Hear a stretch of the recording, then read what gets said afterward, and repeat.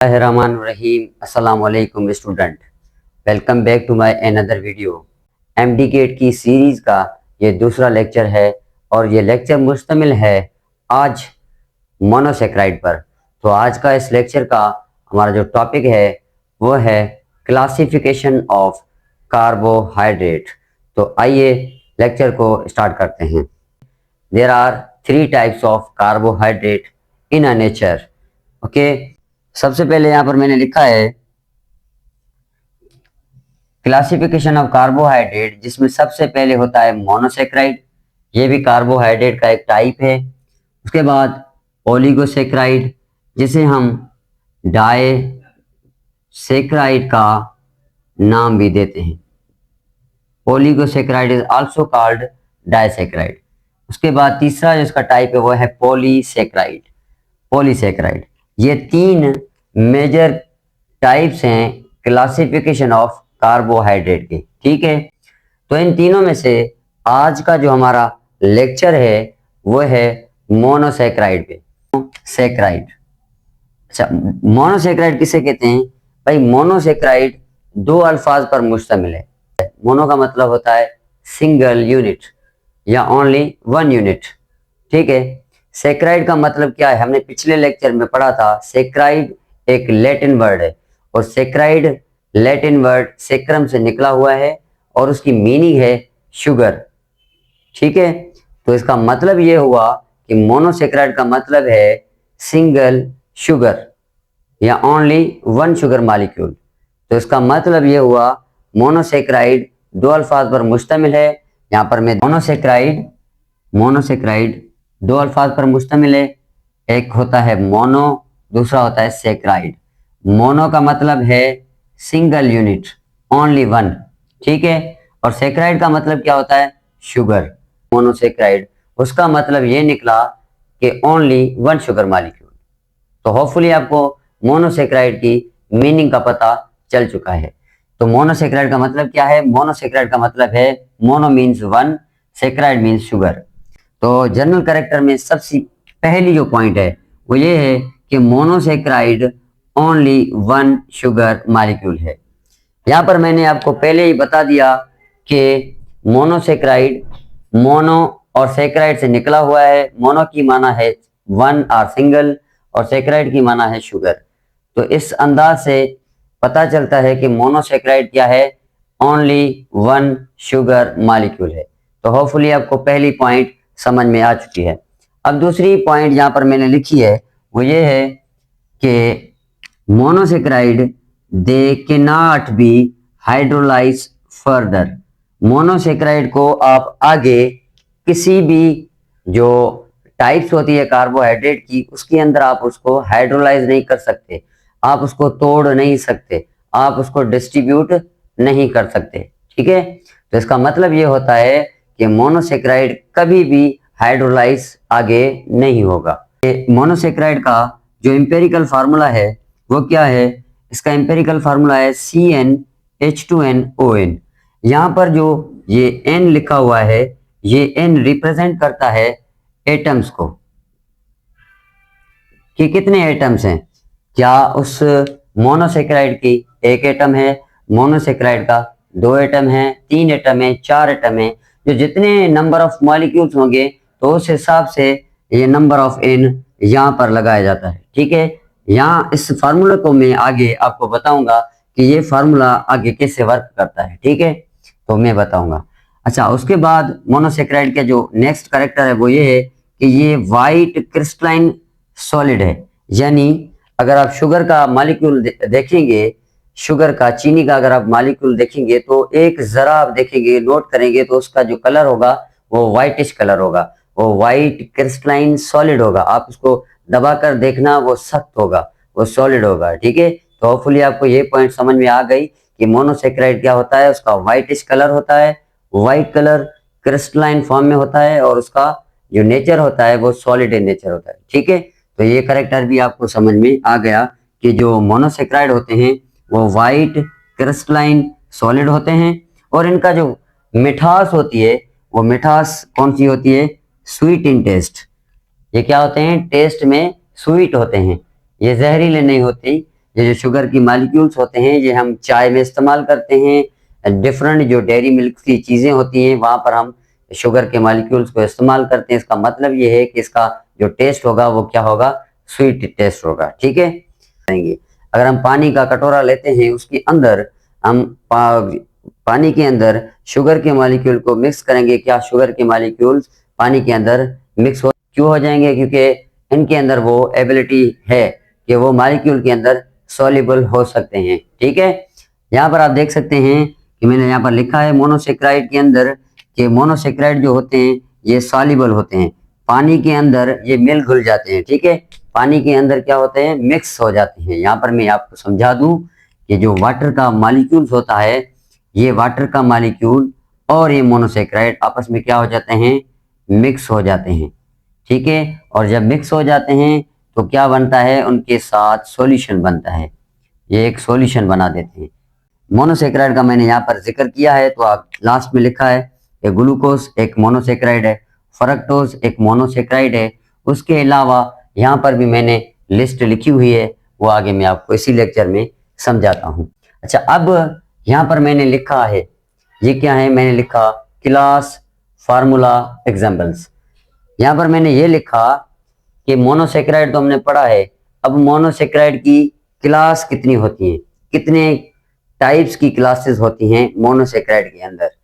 ठीक है, और उनकी एग्जाम्पल्स क्या हैं और उनके फार्मूलाज क्या हैं और उनका काम क्या है, ये अब हम इस फ्लो चार्ट के अंदर डिस्कस करेंगे। तो सबसे पहले हम मोनोसेक्राइड की पहली क्लास को डिस्कस करते हैं। मोनोसेक्राइड की वो है ट्रायोज। ट्रायोज अल्फाज से लफ्ज पता चल रहा है आपको कि ट्रायोज जो वर्ड है इससे पता चल रहा है, triose means, try means three, try का मतलब क्या होता है, थ्री। अब इस थ्री को हम इस फार्मूले में इस्तेमाल करते हैं। यहां पर मैं यहाँ पर लिखता हूं CnH2n और ON।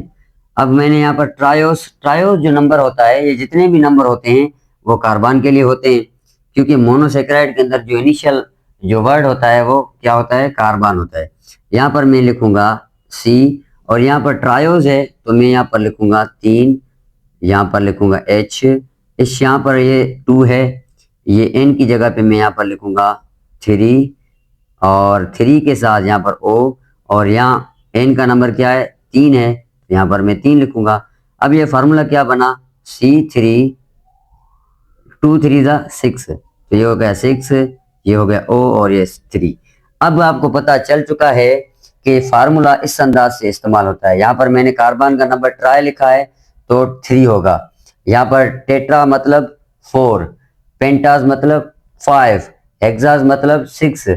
तो इस अंदाज में आप जितने भी जो नंबर होते हैं वो यहाँ पर लगाएंगे कार्बन के साथ, वो आगे मल्टीप्लाई होंगे, वो फार्मूला जो ना कैलकुलेट हो जाएगा। फार्मूले के अंदर लिखता हूं कि ट्रायोज का फार्मूला क्या है, C3H6O3। अब टेट्रोज का आप खुद निकाल सकते हैं। टेट्रोज का मतलब क्या है, टेट्रोज मीन्स 4, टेट्रोज का मतलब क्या है, 4। तो यहाँ पे हम क्या करते हैं, इसको मिटाते हैं और यहाँ हम लगाते हैं N की जगह पे 4 लगाते हैं, नंबर 4। N की जगह पे लगाता हूँ 4, हाइड्रोजन सेम, ये जो 2 नंबर है ये 2, उसके बाद N है, N के सामने क्या लगाएंगे, 4 लगाएंगे, ऑक्सीजन सेम, N की जगह पे 4, ये सेम रहेगा 4, और ये दोनों मल्टीप्लाई होंगे, ये बन जाएगा 8, ये O और ये 4। अब आपको पता चला है कि टेट्रोज का फार्मूला क्या निकला, C4H8O4। तो यहाँ पे मैं लिखूंगा C4H8O4।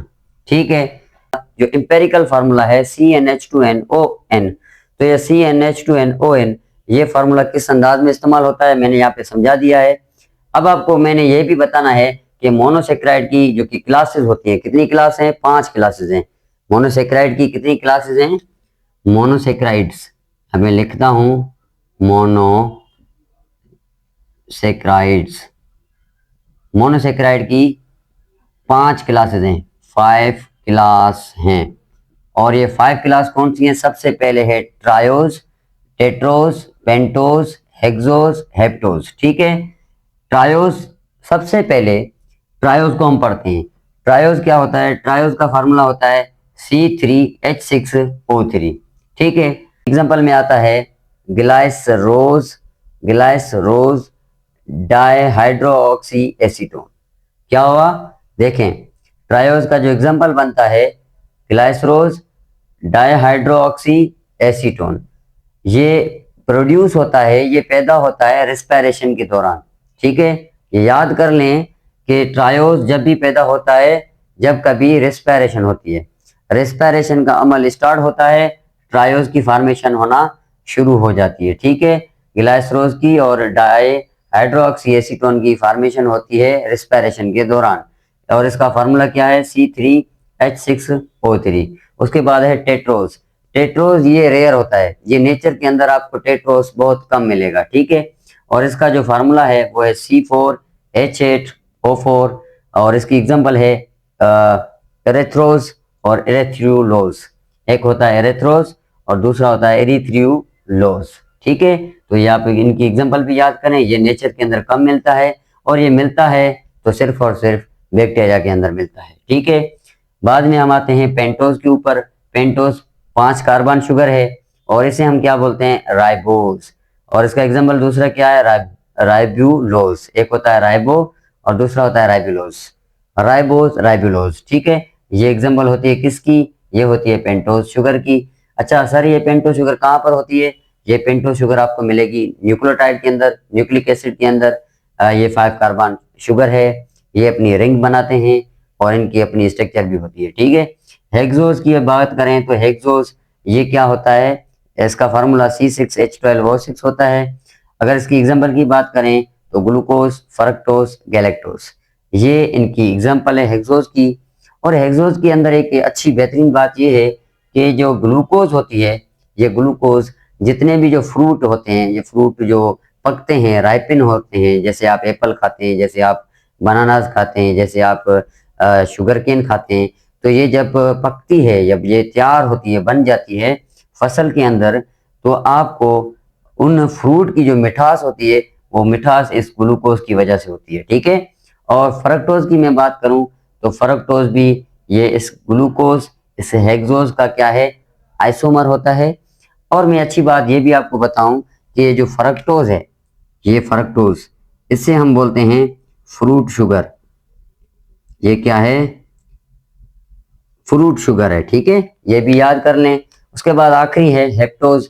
हेप्टोज का मतलब ये है कि इसका नंबर होता है कार्बन का, वो 7 होता है, और इसका फार्मूला होता है C7H14O7। ठीक है, और इसकी जो एग्जाम्पल होती है वो होती है ग्लूको हेप्टोज, और ये ग्लूको हेप्टोज आगे जाके अपने आइसोमर्स के अंदर कन्वर्ट हो जाती है। ठीक है, तो ये आज का हमारा लेक्चर था, और होपफुली अगर आपको ये लेक्चर समझ में आ गया है तो हमारे इस YouTube चैनल को सिंध बायो एकेडमी को सब्सक्राइब करें, अपने दोस्तों के साथ शेयर करें।